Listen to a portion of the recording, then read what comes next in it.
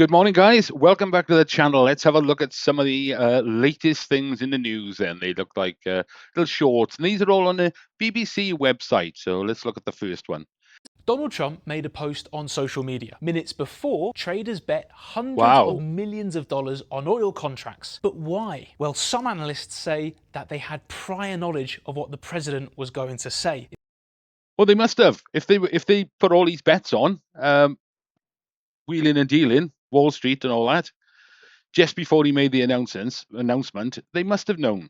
It's known as insider trading, which is illegal. So here's what we know about what happened. At 6:50 Monday morning US East Coast time, thousands of oil contracts exchanged hands, way more than usually happens at that time on a Monday. 15 minutes later, Donald Trump posted that the US would be postponing strikes on Iranian energy infrastructure. This caused the price of oil to drop significantly. Those traders who would bet on oil would have made an awful lot of money from that change in price. So who are these traders, and did they know about Trump's announcement? The truth is, we don't know. It's down to the US financial authorities to decide whether to investigate. They haven't responded to a BBC request for comment. The White House, meanwhile, says it doesn't tolerate anyone illegally profiteering off of inside knowledge. Donald Trump made Somebody knew, didn't they? Somebody knew that can't be a coincidence. That all of a sudden, all these dealers, these big dealers, suddenly buying and selling stocks and shares minutes before he makes a post like that, and they made millions of dollars. That's bizarre. There's no way they didn't know what was going on there. But will anything come of it? I mean, I guess it's hard to prove, isn't it? You'd have to be able to prove that. So, how do you prove it? I don't know. I'm not involved with this nonsense. But goodness knows how you'd prove that. All right, what else we got? A woman murdered by partner who set up a live stream as an alibi. Now, I read something about this. Let's watch the video. This is how a YouTuber used a live stream as an alibi to try and get away with murdering his partner. On the 18th of December 2022, content creator Stephen McCullough hosted a live gaming stream for his tens of thousands of followers called Violent Night. The 6-hour stream showed McCullough playing video games while drinking, vaping and commenting to the camera. But it wasn't live at all, and during its broadcast, McCullough went to the home of Natalie McNally, his 32-year-old partner, who was 15 weeks pregnant with a baby boy, and murdered her. Good A jury grief. heard that evidence indicated the stream had been recorded 4 days earlier. Police say Natalie was killed between 8:50 and 9:30 that night. She was stabbed. Bit of confusion here for me is, yes, that makes sense. You could have recorded it before and put it out as a live stream. But I've never done a live stream, but when you do a live stream, I've watched them, and you're interacting with people that are making comments and putting posts up and giving you money and, $4.99 or whatever. Don't know why I'm waving my arms about. So somebody must have thought at some point, why is he ignoring us? Why is he not interacting with us at all? I mean, if he's done a lot of live streaming, then he probably knew how to react, how to behave and everything. So I don't know. I never watched that live stream, but I remember I did read this story a couple of days ago that he'd pre-recorded his video and put it up as a live stream, as an alibi. Strangled and suffered heavy blows to the head. McCullough's journey back to his own home was captured by CCTV, and when he got back, he stopped the stream. Here's a problem now, right? You can't do anything these days. It is CCTV everywhere. It is on lampposts, traffic lights, outside shops, outside people's homes, and everybody's got these Ring doorbells now, which records all the video. So it's very difficult these days to get away with anything like this with no camera records. And deleted the pre-recorded file. The next evening, McCullough returned to Natalie's house and called 999 sobbing. He was arrested at the scene but later released as police accepted his alibi. He attended Natalie's wake and visited her grave. McCullough believed he had been dismissed as a suspect, but 3 years after being charged, a trial has exposed his lies.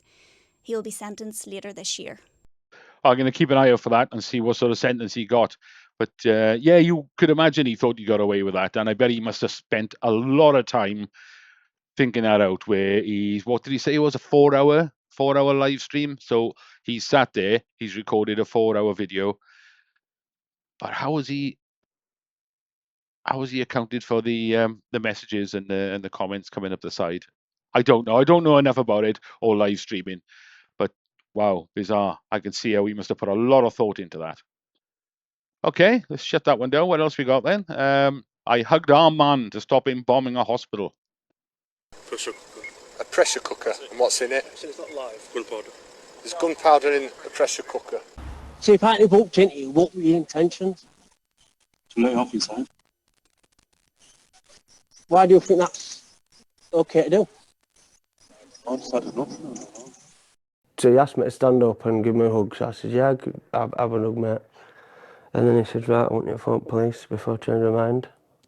He was just about to kill a lot of people. Whereabouts are you? Outside St James Hospital. Whoa, no, right, put it outside there. Listen, yeah, I just pulled the gun out. You just pulled a gun out? Yep. I hate going to hospitals.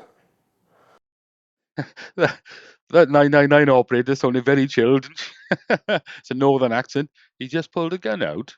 And this is the UK. We're quite civilized, so generally we don't muck about with guns as there's no need for them. But she was quite chilled about it. Well, he just pulled a gun out.